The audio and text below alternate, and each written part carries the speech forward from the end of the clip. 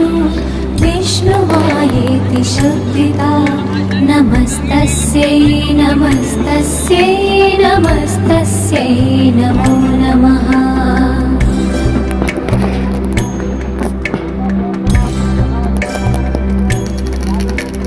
या देवी सर्वभूतेषु चेतनेत्यभिधीयते नमस्तस्यै नमस्तस्यै नमस्तस्यै नमो नमः।